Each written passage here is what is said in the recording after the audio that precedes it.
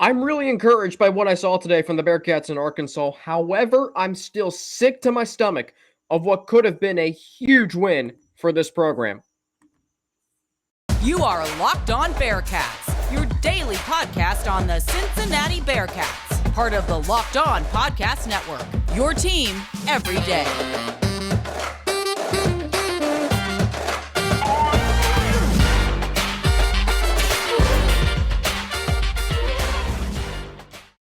Thank you so much for making Locked On Bearcats your first listen every day. And that sounds the timing of saying your first listen every day is kind of weird because this episode dropped at 10 o'clock Saturday night. So whether it's your first listen Saturday night, your first listen Sunday morning, Monday morning, thank you for making Locked On Bearcats part of your day. Part of your Saturday night as you continue to watch college football. And wow, what a day of college football it's been for the Bearcats. They lose 31-24 to Arkansas. 23rd ranked Cincinnati falling to number 19 Arkansas. 7-point game. I'm really, though, encouraged by what I saw from the Bearcats today. I really am.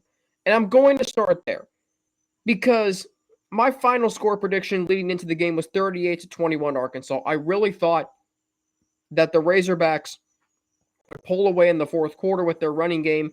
That didn't happen. Cincinnati was dealt a lot of blows in this game, and yet there they were, competing, fighting their way into making this game competitive in the second half. For this team to play Arkansas to a 7-point game is extremely impressive, and I think it shows how far they have come since the Cotton Bowl. This program has come a long way in the past 8+ months. You know, they lost 27-6 to Alabama, which that was a really encouraging, performance. I thought, even though there was a lot left to, out on the table in that game. But what this shows is the Bearcats can play with SEC teams. I thought they handled the environment of Donald Reynolds Razorback Stadium well. They came out in the second half after a very lackluster first half, ready to compete. I thought they refused to quit. I thought they gave themselves a chance to win the game. I'm watching the game today here in Charleston, South Carolina. I got the pool out ahead. That's where I was watching the game poolside today with some bourbon and some pulled pork and, of course, water to stay hydrated during the game. And I'm taking notes during the game for this podcast. And I'm watching the game third quarter, fourth quarter, and I'm saying to myself, we can win this game. But the Bearcats can win this game. And I'm talking with Russ. I'm texting with Russ Heltman. I'm texting with some other friends and family, and I'm like, this is a winnable game. And I really felt that way until the game was over. Until KJ Jefferson closed out the game with his running. I thought the Bearcats could win this game. And it's a really encouraging sign when you're playing your first game, losing 9 NFL draft picks from last year's playoff team, and all summer long and all spring and really winter, the question was who's going to start a quarterback? What's cornerback going to look like after losing Sauce Gardner and Coby Bryant? What's, just how is this team going to look? With a revamped receiving core, a revamped running back room, how was this team going to look in their first game on the road at Arkansas? 31-24. That's a really encouraging sign. But the biggest takeaway for me in this game is not the positive that you played Arkansas to a 7-point game. And that is why I cannot definitively say there's a moral victory in this game. Because the Bearcats could have won this game. There were chances to win this game, great chances, and the Bearcats could not take advantage of them. When you're given golden opportunities in a game like this, or you have momentum going on some drives, you have to take advantage of that. You cannot. Let me run through the missed opportunities first. Then we'll get to the penalties because, my goodness. The missed opportunities in this game were blatantly obvious. First and goal from the 3. after a fumble recovery. Here's how that drive goes for the Bearcats. The play-by-play, if you can stomach it again. The drive went as follows. Let me get to it. Here's the drive. False start on Leonard Taylor. Illegal formation. Incomplete pass. Delay of game. 4-yard completion. 11-yard completion to set up 4th and goal at the 3. Bearcats were going to go for it. Delay of game. Sets the ball back at the 8. Bearcats come away with 3. And by the way, if you thought it was a sure thing they were going to get 3 points, I'm not sure what world you live in. Because the kicking game today, woof. That was the biggest missed opportunity. You have all the momentum. Ben Bryant is looking really good to start the third quarter. There's still over 6 minutes to play when you recover the fumble. Great fumble recovery by Eric Phillips. You come away with 3 points. That's not going to win you the game. You score a touchdown right there, you have all of the momentum on your side, and you have that crowd in Fayetteville shushed. Instead, you were still down 4. That right there was the biggest missed opportunity in the game. Here's what also stood out to me today. 21 of Arkansas's points came off of turnovers or missed field goals. That's over 2/3 of the points. You cannot hand teams the game and still expect to win. Arkansas scored a touchdown off of Ben Bryant's interception in the first quarter. They scored a touchdown off of the missed field goal right before halftime. They scored a touchdown off of Ben Bryant's fumble in the fourth quarter.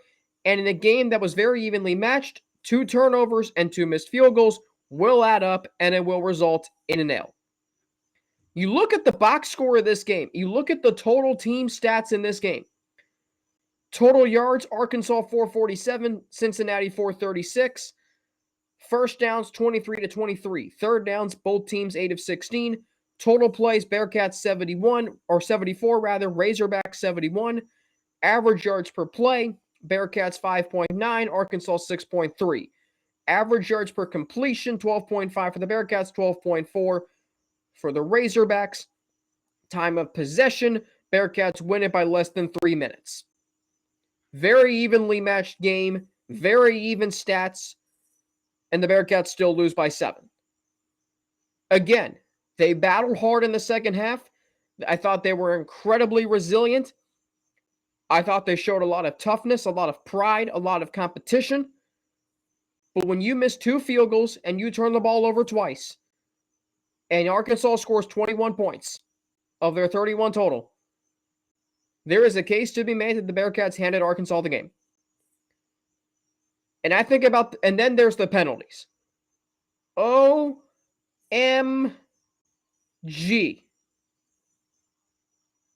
I wanted to put another letter in there, but I'm not going to, for the sake of this podcast.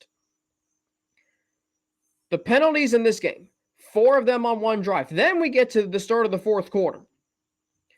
The Bearcats are facing a third down and 14 at the 25.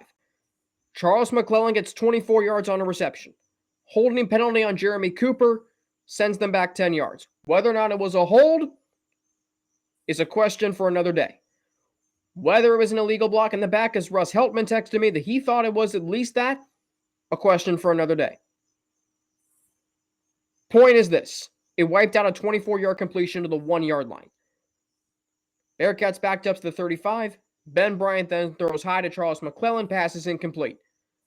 Ryan Coe comes out for a 53-yard attempt. Delay of game.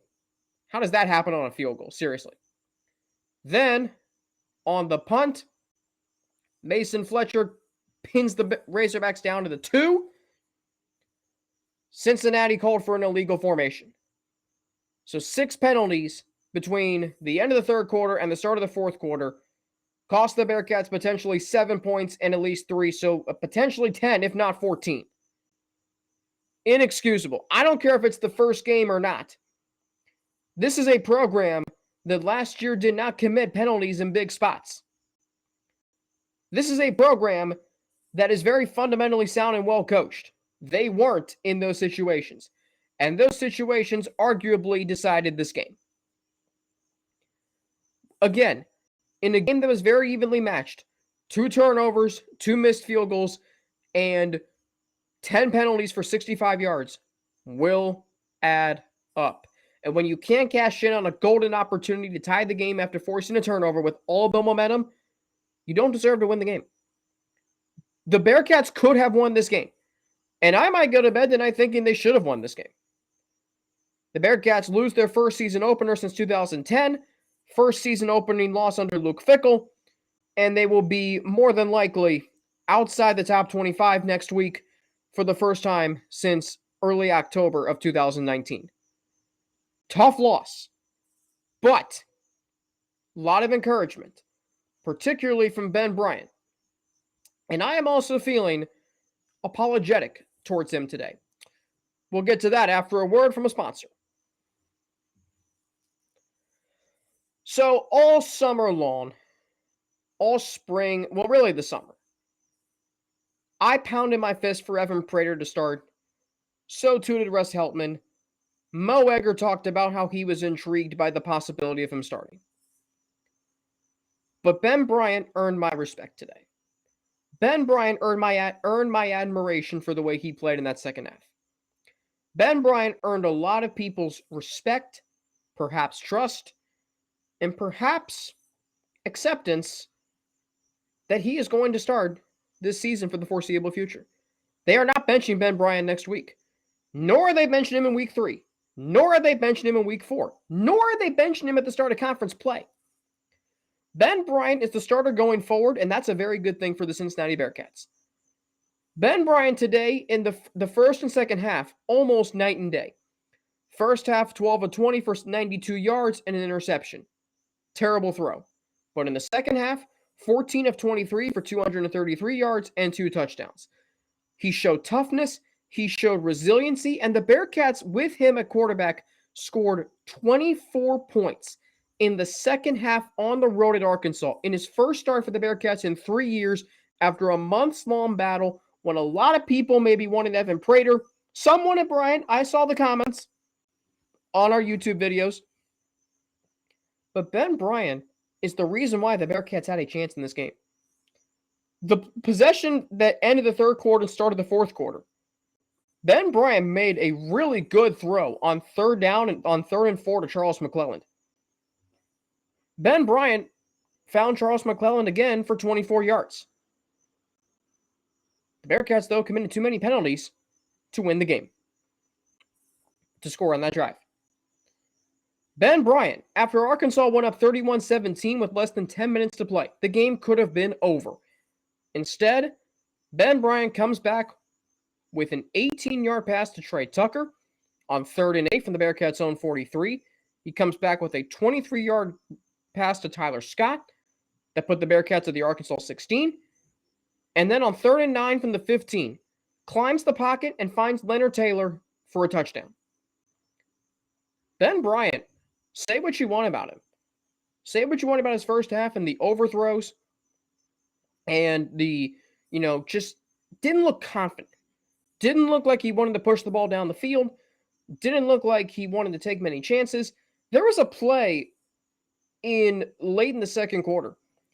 He had a receiver, I'm not sure who it was. He had a receiver, I think it was Charles McClelland.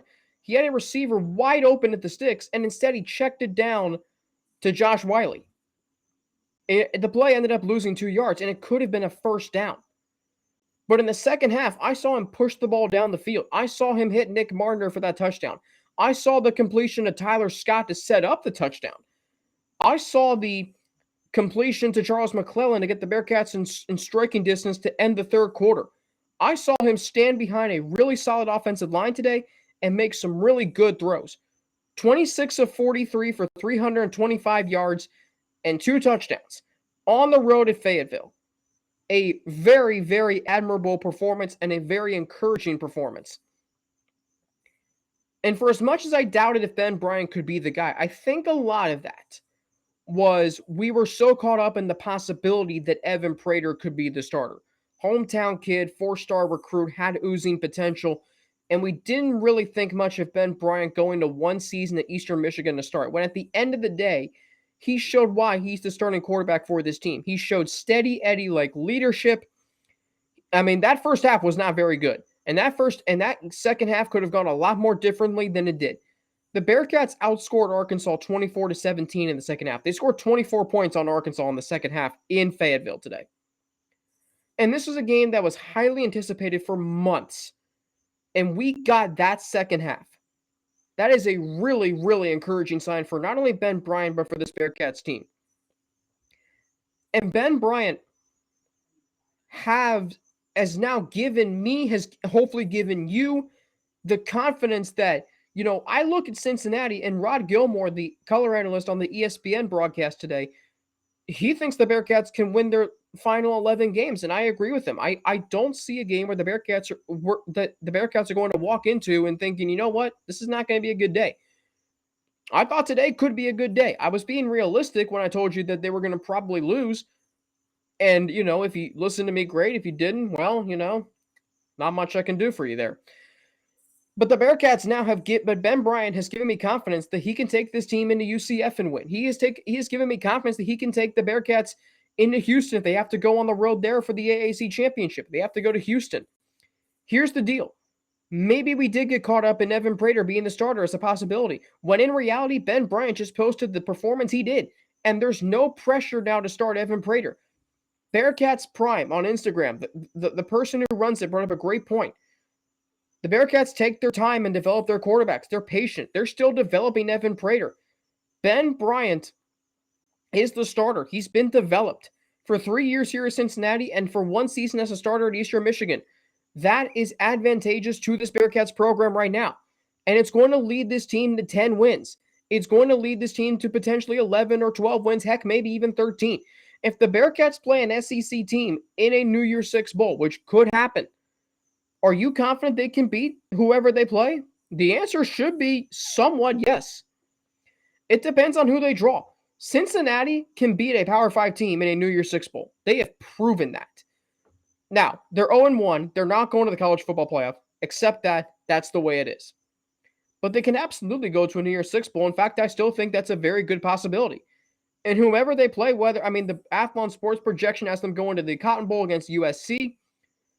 They could go to the Cotton Bowl and play a team from the Big Ten, whether that be Michigan, Michigan State. They could go, I don't know who they're going to play if they go to a New Year's Six, but what I do know is this. I'm confident that whoever they play, they can beat. And by the way, just to reiterate this point, Cincinnati, prior to today's loss to Arkansas, their last 2 losses in 2020 and 2021 against Georgia, who, by the way, they might be better this year than last year. They put a boom on Oregon. That was, I don't think there are the words to do that performance justice. Seriously. And Alabama, who's the gold standard of college football. It's different with the Bearcats at 0-1, but there's a lot of positives. I'm ready to ride this season with Ben Bryant as the starting quarterback. The quarterback is not a question right now. It wasn't a question for the previous 2 years. It is still not a question, and that's a good thing. Coming up, we'll do this in every segment 3 of the game recaps, my 3 stars of the game. That's coming up after a word from a sponsor. I thought a lot of players had some great contributions in this game for Cincinnati. I really did. Stats look really good across the board. Running game was there. Not totally there. I think it's still a work in progress. Corey Kiner looked pretty solid today, though. Charles McClellan had a really nice game, both running and receiving. I thought he was really good. If he can stay healthy this year, he's going to be a really, really good player in this offense. But 3 stars to the game. The 3 biggest stars of the game. I've got 2 defensive players, 1 offensive player. We'll start with We'll start with number 3. We'll go 3-1. Number 3, Jaquan Sheppard. I was really impressed with his performance today. He had 9 tackles, a sack in the 4th quarter on a cornerback blitz. He had a tackle for loss. He had 2 pass breakups, and this was his first start at corner. This was the first game for the Bearcats post Sauce, post Coby, and you get that performance from Jaquan Sheppard. He's going to be in for a really, really nice season. I can't wait to watch this guy play. The future is bright with Jaquan Sheppard. Number 2, Ben Bryant. At the end of the day, Ben Bryant was the reason why the Bearcats had a chance to tie or take the lead or win this game in the second half. He made some tough throws. He displayed some poise, great leadership, and is the starter going forward. He cemented that he's the starter going forward. Now, hopefully his helmet doesn't come off a whole lot of plays, which that was not a good thing to see today from Cincinnati. It's been going on. I mean, I'm watching the Notre Dame Ohio State game before I come out here and record the show, and it happened again in the game. And I'm like, what is happening? Like, the Jaquan Sheppard celebrated a sack by shaking his head, and his helmet flies off, and he's got to come off the field. And Ben Bryant's helmet came off on the final play of the third quarter. He's got to come out of the game. It happened to Brian Threats at the end of the game. I mean, I don't know if it's a malfunction from the equipment staff. I don't know what it is. The players aren't buckling their chin straps correctly. I don't know what it is. But, man, it was a problem, an epidemic on the field that didn't need to be. But, again, Ben Bryant was an absolute tough, admirable player today that gave the Bearcats chances to win the game. But my number one star of the game, the biggest star of the game, Ivan Pace Jr., transfer linebacker from Miami. Russ and I talked about this a lot this offseason. Mo Egger talked about this. Justin Williams has talked about this on this show. All of them have. Ivan Pace is the real deal. Ivan Pace had 12 tackles today to lead the team. He had a sack and 3.5 tackles for loss. His range on the field today was incredible. Watching the game live and seeing him and his brother Deshaun out there was unbelievable. Now, whether or not Deshaun Pace's pass interference in the third quarter that led to an Arkansas field goal was a pass interference or not, you know what? Ivan Pace had a phenomenal game today. He's going to be an unbelievable player on this team. This linebacking core today was really good, I thought. I thought the defense held its own. I thought KJ Jefferson had to work for everything he had in this game. His final stat line, KJ Jefferson, it was still pretty good, and you saw why he's one of the, might end up being one of the best quarterbacks in the country.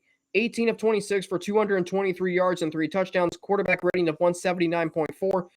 He also had 18 carries for 62 yards and a touchdown in the first quarter.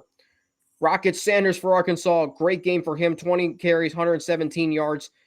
Bearcats, Corey Kiner, 12 for 59, a touchdown. Give him credit. McClellan, 5 for 44. He added 4 receptions for 42 yards.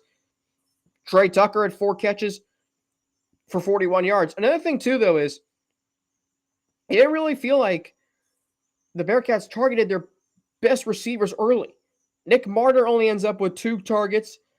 Leonard Taylor only ends up with 3. Sure, Tyler Scott had 13, only had 5 receptions, though. And a lot of that was due to some nerves from Ben Bryant in the first half. And I think going forward, you're going to see this receiving core get more targets. The big guys get more targets like Nick Martyr, like Jaden Thompson, like Leonard Taylor. I think you will see that. Again, a very solid, encouraging, tough, resilient performance today by the Bearcats.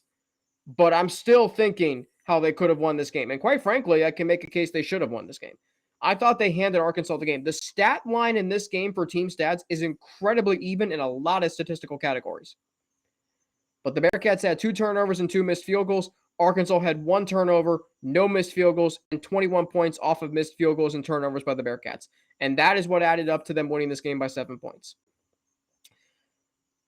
Up next for the Bearcats, a Saturday 3:30 kickoff home opener against Kennesaw State. First home game of the season, of course, and first of 3 straight games in Cincinnati. They play Miami at Paul Brown Stadium the next week, and then they host Indiana the week after that. I'm making an adjustment to the weekly schedule. I said film review and takeaways up tomorrow by 8. I decided to kind of spread things out a little bit, balance things out a little bit. So the film review will be posted during the week, either Wednesday or Thursday, depending on if Justin Williams can join us for Williams Wednesday. So the next episode after tonight's will be Tuesday. That'll be, of course, posted Monday night at 8.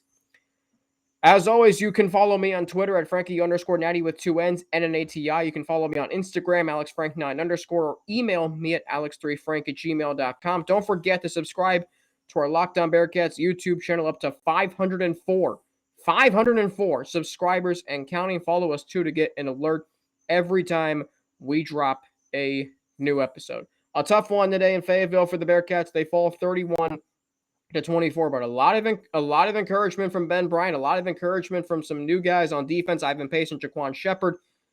A lot of encouragement from Charles McClellan, Corey Kiner. And I still am going to hold true to my 11-1 prediction. I really think the Bearcats are going to win every other game on their schedule. If Ben Bryant continues to ascend the way he did in the second half today, this is going to be a very, very good season once again for the Bearcats, and you can expect them to be playing in a marquee New Year's Six bowl game. For Locked On Bearcats, I'm Alex Frank. Have a great rest of your night. Have a great Labor Day Sunday. Enjoy former Bearcats head coach Brian Kelly in his first game as LSU head coach as they take on Florida State. Enjoy Monday night, another college football game. My sister's school, Clemson, taking on Georgia Tech. I'm excited to watch the Clemson Tigers and their season debut at Mercedes-Benz Stadium in Atlanta. So a lot of college football left to go. Cannot wait for that. But please stay safe. Enjoy your family. Enjoy your friends. Enjoy your Labor Day barbecue.